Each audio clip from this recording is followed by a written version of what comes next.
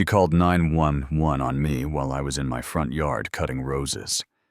She told them I had cocaine all over my dining room table and a man with a gun inside my house, even though I was standing alone in a sundress with gardening gloves on. 5 minutes later, I was in handcuffs on my own perfect lawn, with a cop shoving my face against his cruiser like I was trash he was taking out. If that had been you, what do you think you would have done? Fight, cry, freeze, or something else completely? My name is Lena, and this is the story of how my racist neighbor and her favorite cop tried to destroy my life, and ended up setting off a federal investigation that blew up their own world instead.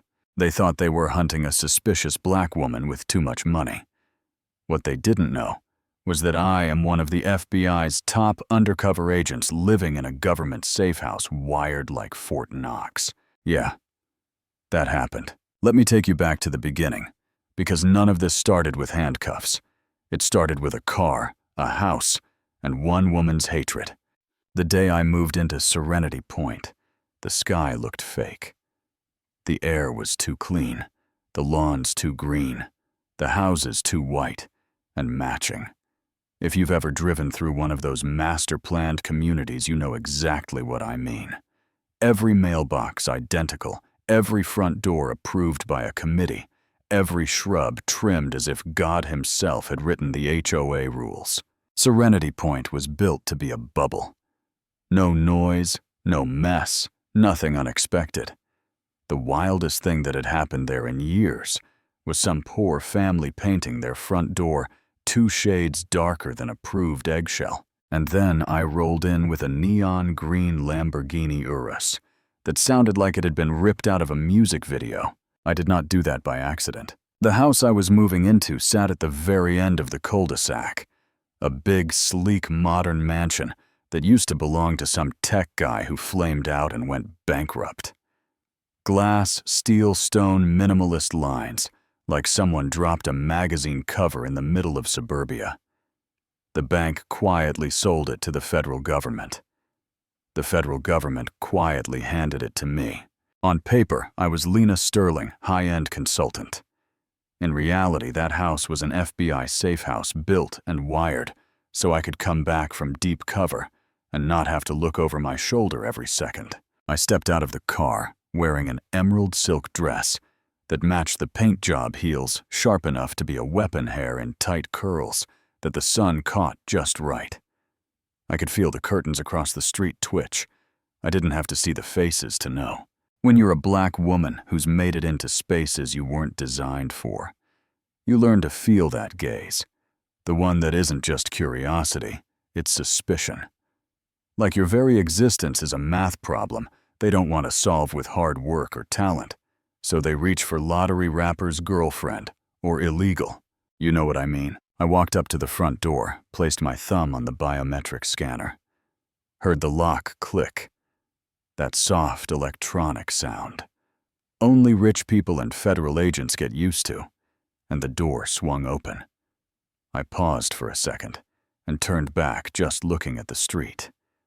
The identical houses, the identical lawns, the identical fear disguised as peaceful community. For half a heartbeat, I let myself imagine this might actually be a quiet season. No bugs in my lamp, no burner phones, no dirty motel rooms with thin walls and thinner doors. Just roses, coffee-long walks, and the occasional mission when the bureau needed me. Then I caught the feeling of those eyes on me again, heavy and sharp, and I knew better. The war started before I finished unpacking the kitchen. Across the street behind a set of bright white plantation shutters, Brenda Walsh was swallowing rage like battery acid. Brenda was 38.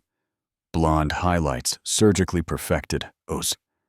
Lululemon body she worked on, like it was a full-time job, and the kind of smile that never reached above her teeth.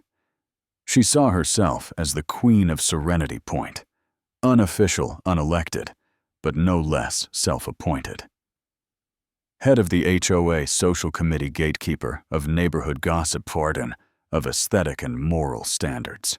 which in her dictionary meant people who look like me and live like me. She saw my car, my skin, my dress, my house, and she did not see a neighbor. She saw contamination. "Tom, get in here," she hissed, pressed up against the shutters.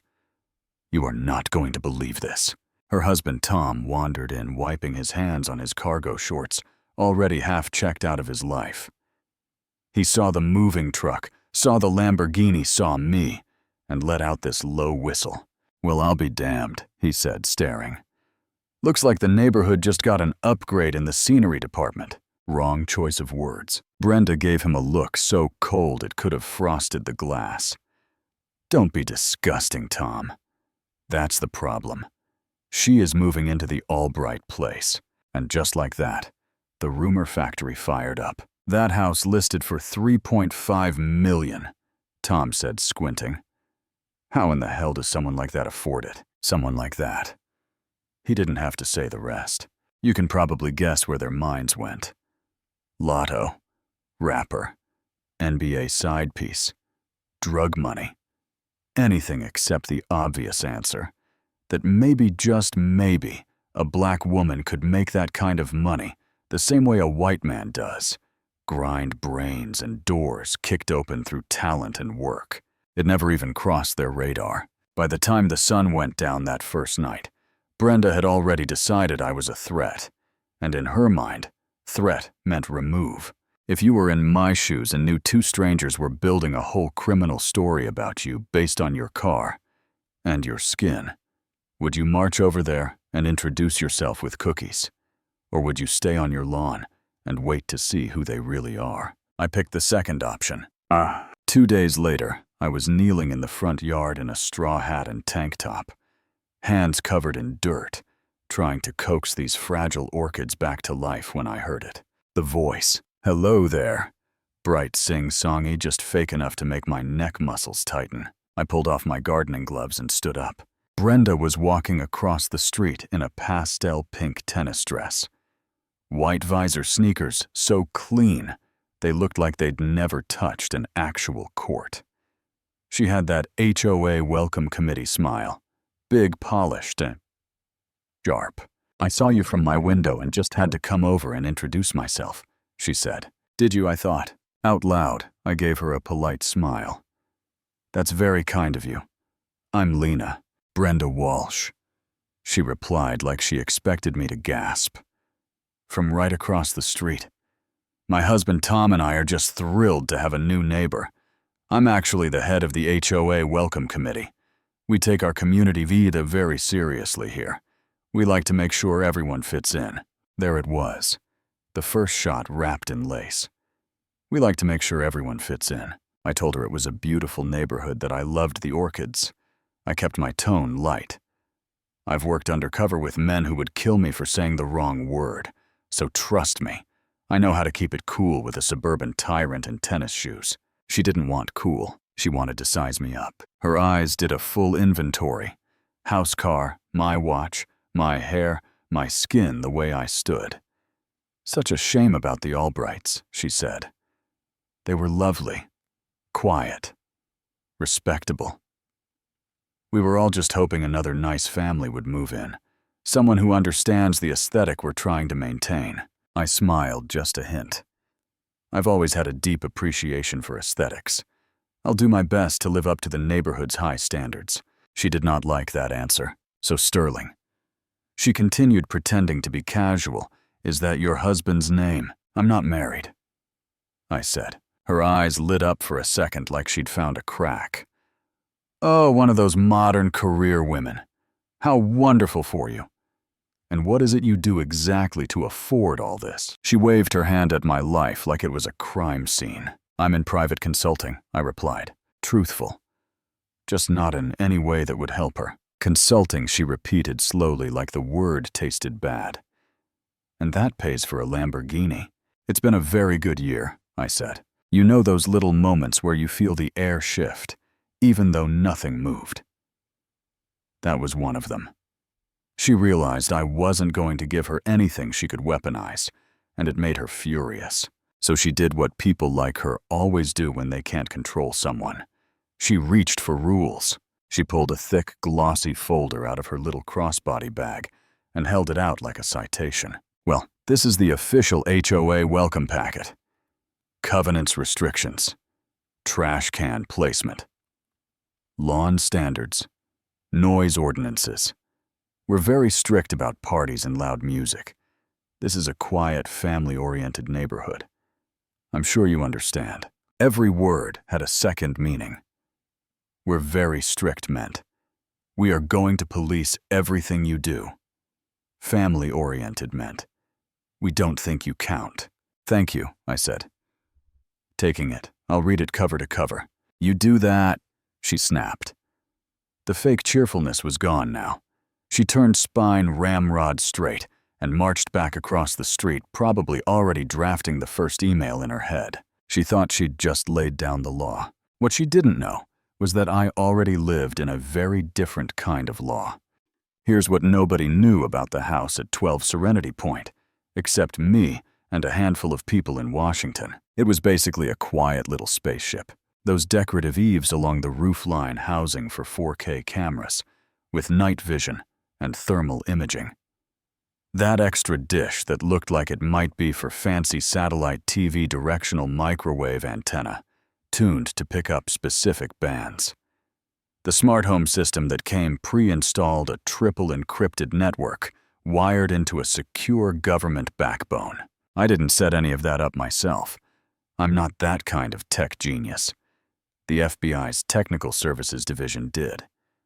That house was built as a place where someone like me could come back from 6 months pretending to be a cartel accountant and not get assassinated in my sleep. So when Brenda stood at her window with her store-bought telephoto lens watching my front door, I was watching her too. My home office had a wall-sized screen split into panels. One showed my yard.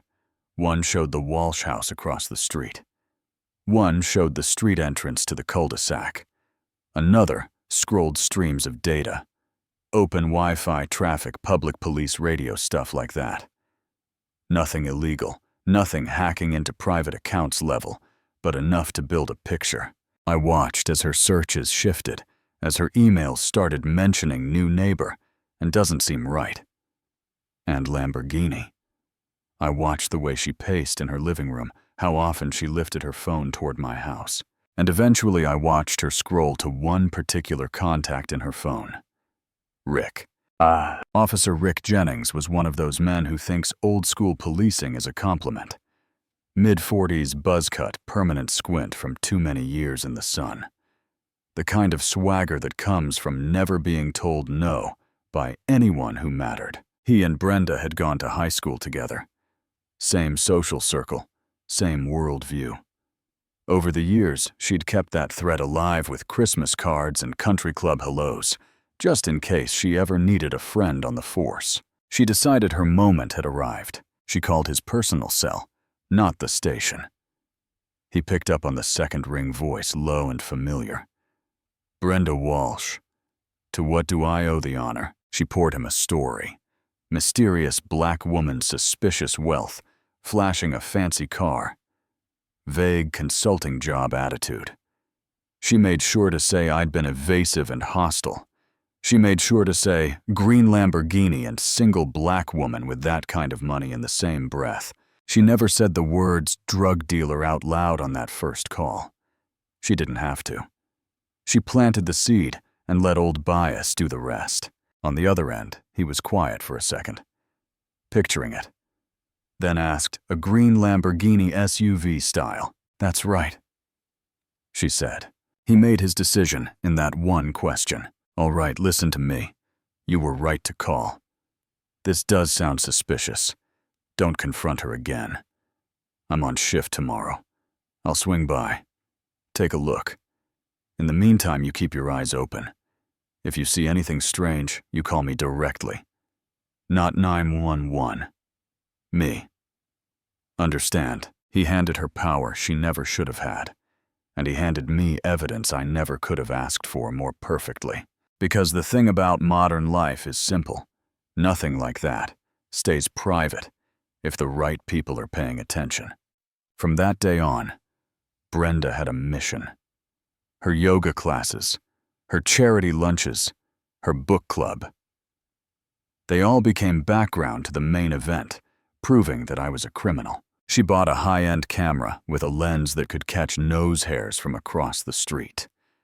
She sat in her living room like it was a control tower, logging every delivery, every visitor, every car that passed my driveway. A landscaper blowing leaves, possible mule, a friend dropping by with a bottle of wine, suspicious associate, the UPS guy runner, Uber Eats frequent food drop for operation. She named the folder on her laptop, the Sterling operation. I know, because the file names pinging across the air ended up passing through my field of view. She captioned her pictures with things like subject leaving after dark, destination unknown, and third visitor. Today, not normal for a quiet resident. If it weren't so dangerous, it would have been comical. Rick started driving through Serenity Point during his shifts more often, even though it was the lowest crime area in town. He'd slow roll past my house, run my plates again and again, park down the street in the shade, and just sit there, staring. Every time my system logged it, time, position, plate, badge number.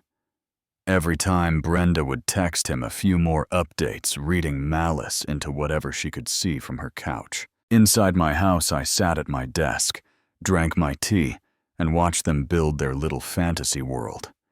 I had recordings of their phone calls, video of Brenda recording me, video of Rick parking his cruiser. I had copies of the 911 logs for earlier petty calls she'd made on other neighbors. I could have pulled the plug any day. Call my boss, send over the tapes, file a complaint. Let the machine chew them up quietly. But here's what you have to understand about someone who's done this kind of work, as long as I have patterns matter. This wasn't just about one woman and one cop. This was about a whole way of thinking. I don't like you, so I call a man with a gun to make you go away. I wanted them to show that mindset in the clearest possible way, so I waited, and they stepped right into the trap they didn't even know existed. The day it all detonated started completely normal. Cloudless afternoon, sprinklers hissing, a mail truck humming by. Nothing special. Around lunchtime, a high-end art courier pulled up to my house in a white van. He rang my bell. I signed for a large, flat package, thanked him, and we chatted about traffic for 30 seconds. Inside that box was a painting I'd been eyeing for years, finally bought with my very real, very legal paycheck. Across the street, Brenda's heart rate went through the roof. She saw unmarked van. She saw flat box. In her mind, all the dots she'd drawn in the wrong places suddenly connected. She convinced herself it was a shipment of cocaine. She grabbed her phone. This time she didn't scroll to Rick. She dialed 911. 911. What is your emergency? Her voice went high and shaking pure theater. I need help. I need the police right away. There's a drug deal happening for neighbor, the new black woman at 12 Serenity Point. A van just dropped off a huge box. They opened it. There was white powder everywhere. I think the man had a gun. I'm so scared. Please hurry. Lie after lie after lie. No hesitation. No guilt. The operator went straight into protocol. Do you see any weapons? Is anyone in danger? Are you sure it's drugs? Brenda added even more detail. Yes, a bulge under his jacket looked like a handgun. They looked dangerous.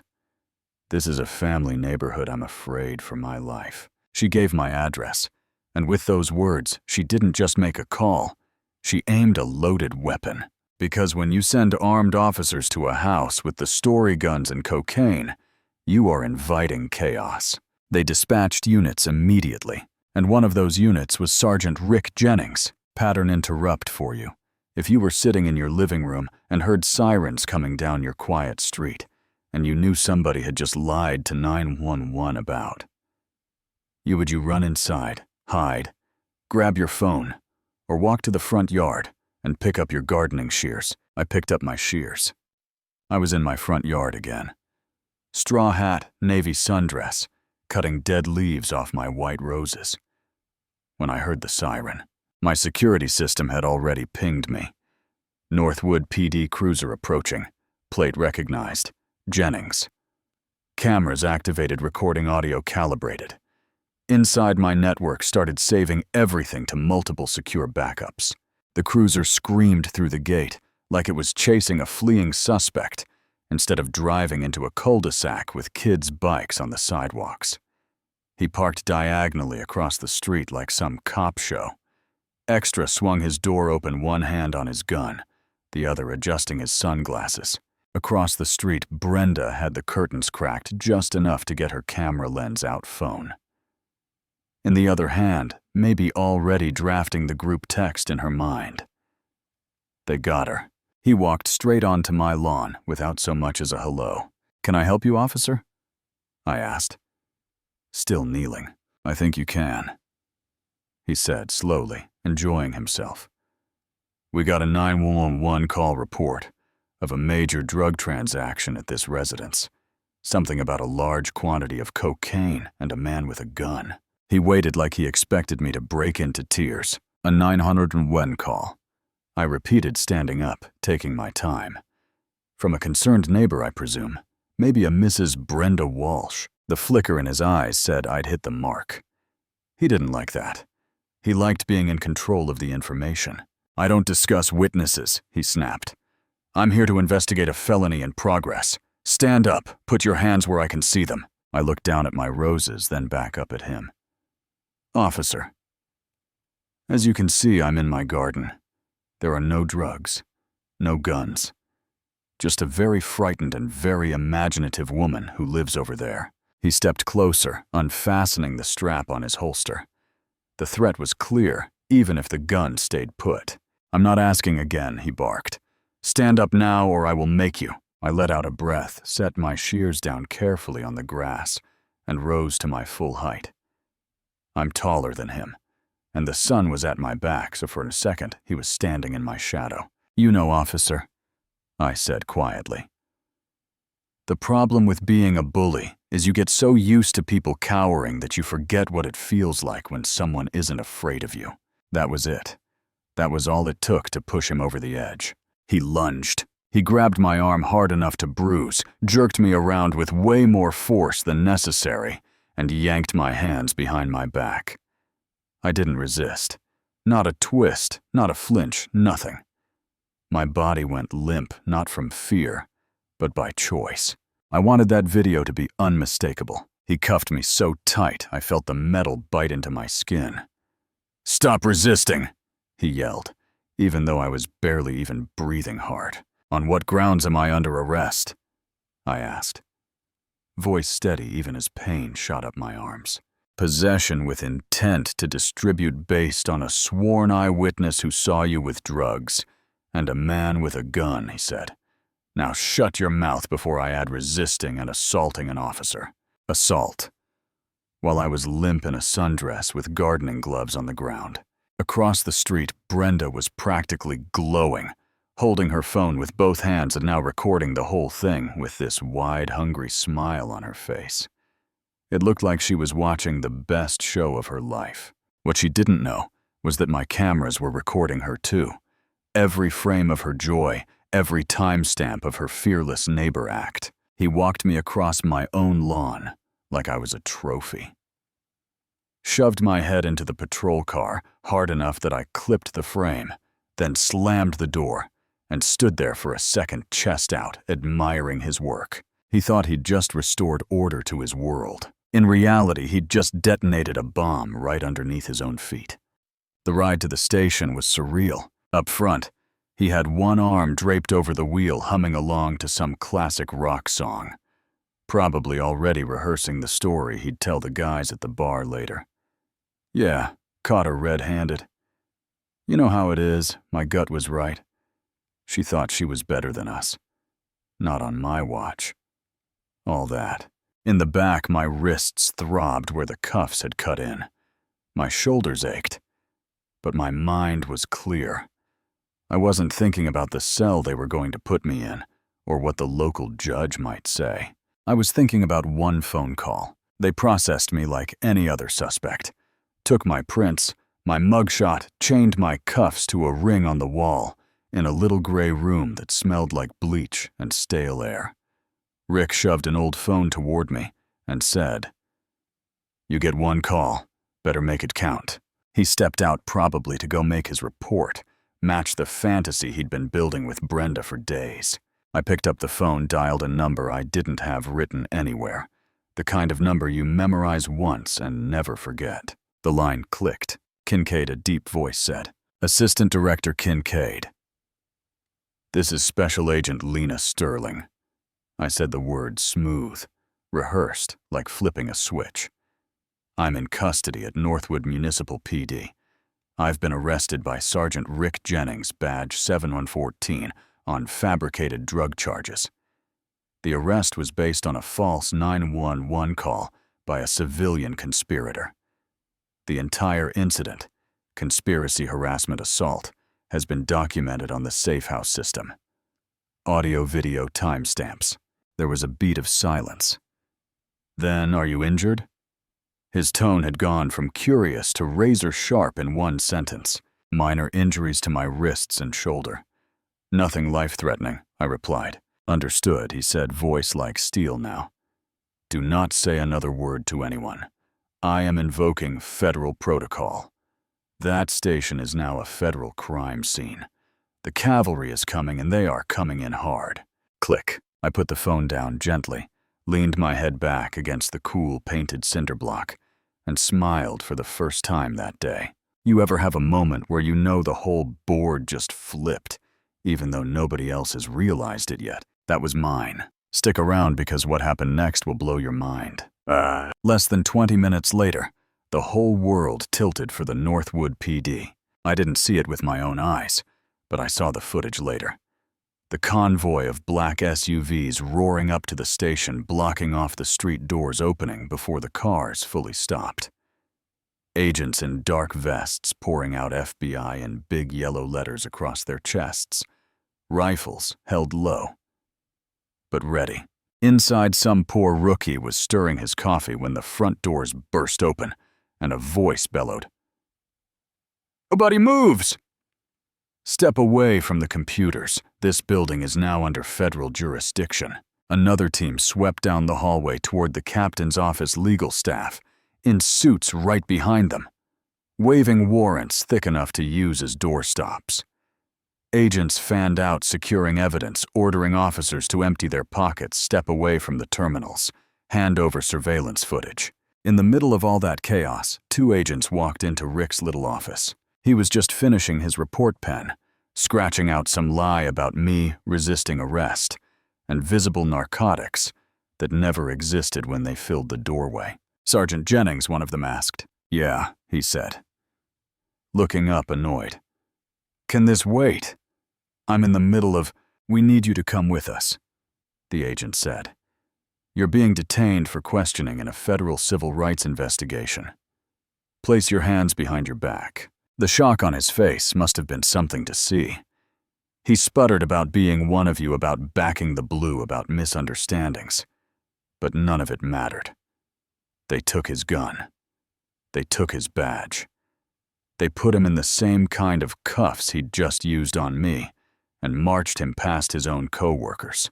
For the first time, he was the one everyone was staring at like a suspect. Meanwhile, down the hall, a calm woman in a dark suit walked into my little holding room with a key and a file.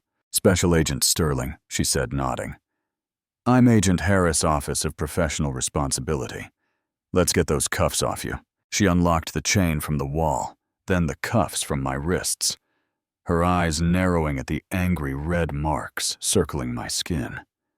"We'll have a medic look at these and get photos," she said quietly. "You okay to walk?" "I'm fine," I told her. And I was. Sore, angry, tired, but fine. We stepped out into the hallway together. As we passed one of the small interview rooms, I glanced through the little glass window in the door. There he was, Sergeant Rick Jennings, sitting in a hard plastic chair, hands cuffed behind his back. Eyes wide and bloodshot, staring at the floor like it might open up and swallow him. Then he looked up and saw me, walking free, flanked by federal agents who knew my name, who treated me like one of their own. In that single second, I watched realization crash over his face like a wave, that I wasn't a nobody, that I wasn't a statistic, that I had power he never imagined, and that he had just assaulted the wrong black woman on the wrong lawn on the wrong day. That was the twist. He thought he'd taken down a drug dealer. He'd tackled an FBI agent. But the Bureau didn't stop at the station. While they locked down the building, seized every scrap of evidence, and started questioning officers. A second team of agents drove quietly back to Serenity Point. This time, the black SUV didn't stop at my house. It stopped in front of 10 Serenity Point, Brenda's castle. She'd spent the last hour on a high, texting her friends. You won't believe it. I was right about her. The police just took her away. Thank God the neighborhood is safe again. She poured herself a big glass of white wine, probably already crafting the story she'd tell at the next HOA meeting. The doorbell rang. She set down her glass, smoothed her hair, and opened the door with a look of polished concern on her face, expecting a neighbor coming over for the gossip. Instead, she found a woman in a dark suit holding up a badge. Mrs. Walsh, the agent said. I'm Special Agent Cole with the Federal Bureau of Investigation. We have a warrant to search these premises. The words hit her like a slap. The glass slipped from her fingers and shattered on the tile wine spreading around her bare feet in a pale yellow pool. A warrant. For what, she stammered. There must be some mistake. There is no mistake, Agent Cole replied, stepping inside with 2 more agents behind her. This warrant is in connection with an investigation into filing a false police report conspiracy to deprive a citizen of their civil rights and perjury. We will be seizing all electronic devices, your phones, computers, cameras. I'd advise you to cooperate. Tom came downstairs halfway through this, confused, and still in his golf clothes. Bren, what's going on? He asked, then stopped dead when he saw the agents. Mr. Walsh, Cole asked. When he nodded, she added, You're not under arrest at this time, but you are being detained as a person of interest in a federal investigation. You have the right to remain silent. I'd suggest you use it. In one afternoon, everything she'd used to build her little fantasy about me, her phone, her camera, with the long lens, her laptop full of evidence, became tools the FBI used to dismantle her life. You want to talk about karma, that's what it looks like. Later, in 2 separate gray rooms at the federal building, Brenda and Rick sat across from people who were not at all impressed by their titles, their tears, or their excuses. Rick tried to play tough at first. I want a lawyer, he said, voice cracking only slightly. I'm a police officer. I did my job. You can't just drag me in here like a perp. Actually, we can, Agent Davies said, calmly sliding a folder onto the table. And your lawyer's on the way. But before they get here, let's walk through your probable cause. You say you responded to a 911 call from a reliable witness and observed evidence of narcotics. That right? Yes, Rick said, latching onto the script. I had a duty to act. See, here's the problem, Davies replied, pressing a small recorder. We record all 911 calls. He hit play. They listened to Brenda's performance, the fake panic in her voice, the lies about white powder everywhere, the invented gun, the over-the-top fear. Then Davies pressed another button, and the room filled with the sound of a different call. Rick's own voice 2 days earlier. You were right to call me. This does sound suspicious. Call me directly, not 911. I'll swing by. When it ended, Davies let the silence stretch, then said, Want to try that reliable witness line again? In the other room, Brenda tried to drown the agents in tears. I was scared. She sobbed. I thought I saw something dangerous. I was just trying to be a good neighbor. I didn't mean for any of this to happen. Agent Cole watched her for a minute, then opened a laptop, turned it toward Brenda, and hit play. The screen showed my front lawn in perfect high definition. Me on my knees in the roses, then Rick walking up, grabbing me, cuffing me, hauling me away. No drugs, no gun, no threat. Just violence. Then, in a small picture-in-picture window, another angle appeared. A shot from inside my living room aimed across the street. It showed Brenda in her window phone, up recording wearing a smile so wide and satisfied it almost looked inhuman. That doesn't look like fear to me, Cole said softly.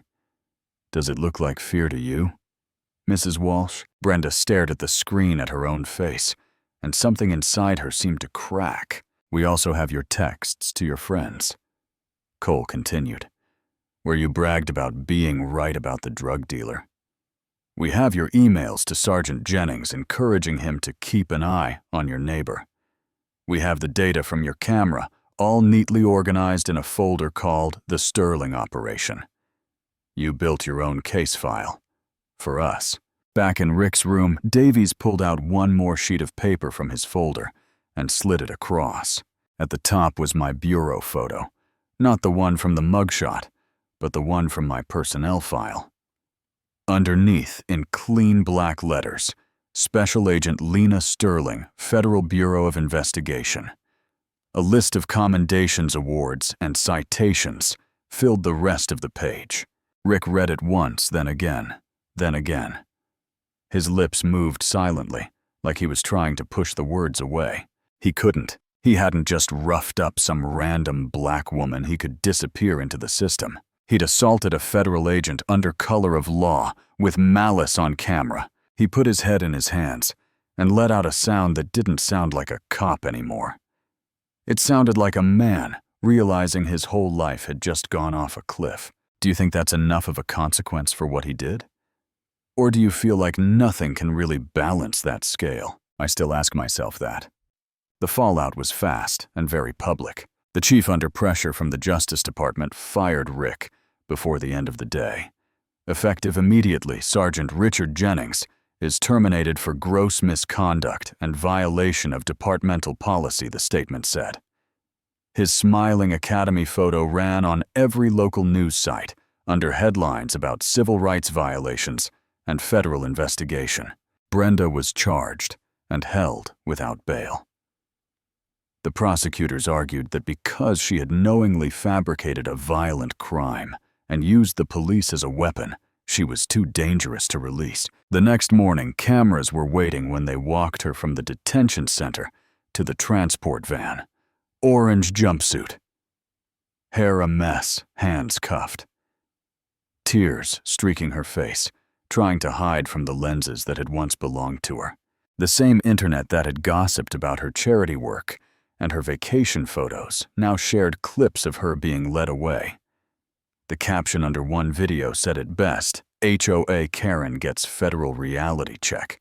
Within weeks, Rick and Brenda both accepted plea deals. He pled guilty to depriving a citizen of their civil rights under color of law. They gave him 30 months in a low-security federal prison. No badge, no pension, no second chance on the force. His career died that day in the interrogation room, but the sentence made it official. She pled guilty to filing a false report and conspiracy. The judge, a black woman, who had clearly seen this pattern too many times. In her courtroom, looked Brenda in the eye and said, "You used the law as a weapon for your own prejudice. Today, the law will be used to restrain you instead." Then she gave her 2 years in a women's federal facility. People ask me all the time, was that enough? Was that fair? And I honestly don't have a simple answer. Part of me thinks 2 years in prison and a ruined reputation is light compared to what could have happened to me if I hadn't had a badge cameras and a powerful boss. Another part of me knows that sending more people into the same broken system doesn't magically fix anything either. So I'll throw it to you. If this had been your sister on that lawn, your mom, Your daughter. And she survived it. Would you feel like 30 months and 2 years was justice? Or just a start? A year later, Serenity Point looked almost exactly the same, but it felt different. The Walsh house had been sold to a quiet couple who both work in software. No tennis visor queen on the porch, no camera peeking through the shutters, no late-night emails to friendly cops about suspicious cars. The HOA still had a welcome committee, but now when they knock on your door, they come with actual cookies. And a list of local babysitters, not a rule book, and thinly veiled threats about noise standards. People still gossip. That's just human. But now it's a little softer, a little more careful. The phrase, "we don't want another Brenda situation," gets thrown around when someone starts to complain too loudly about a new neighbor who doesn't fit the vibe. As for me, I stayed. Some people told me I should sell the house, get far away from that street, start over somewhere untouched by all of this. But I'm stubborn. I like my garden. I like my roses. I like watching the sun hit the front glass just right in the morning. And honestly, I like knowing that the worst thing that ever happened on that lawn didn't drive me away. It made me dig in. I married Julian, the assistant director you heard on the phone. Yeah, that one. In a small ceremony with almost no guests.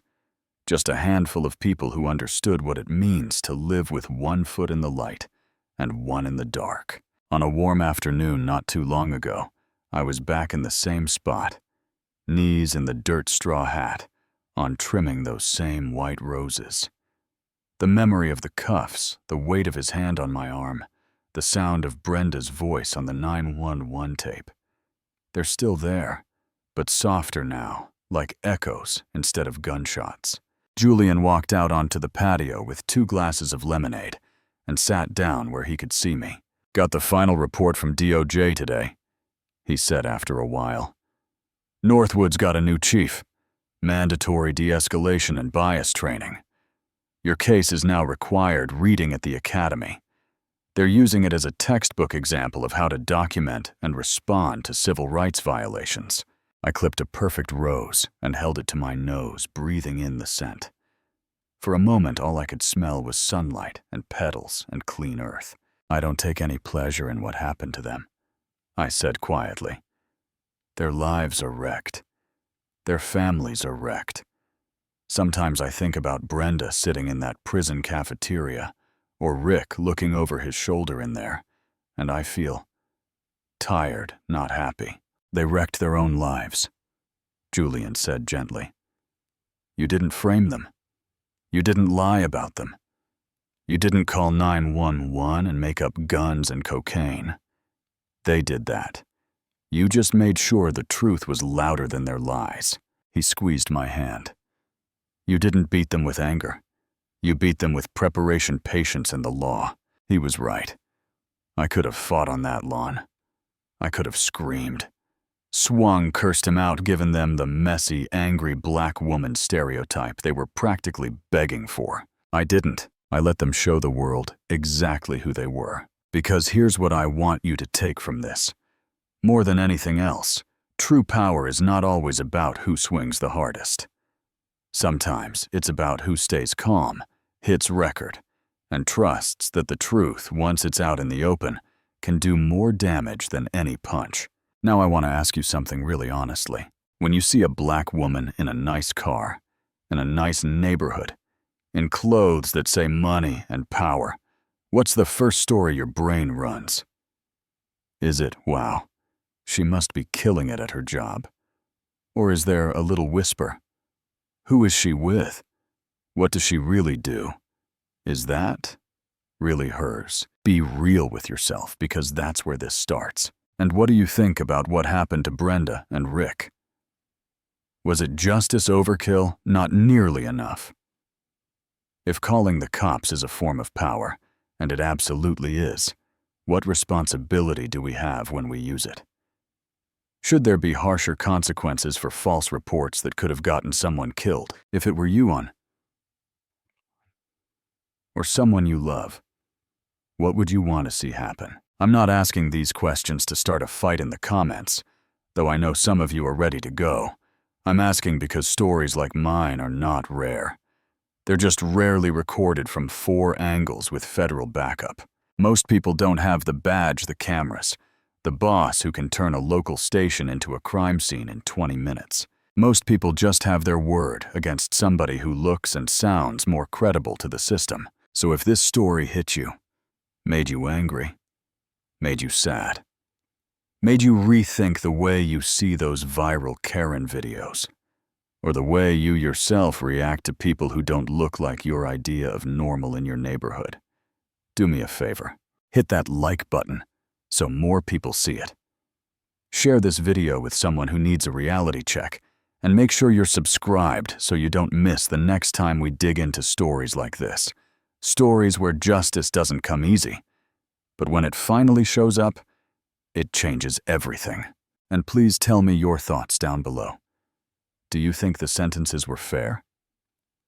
Have you ever been profiled or watched? Someone else get treated like they didn't belong somewhere they had every right to be?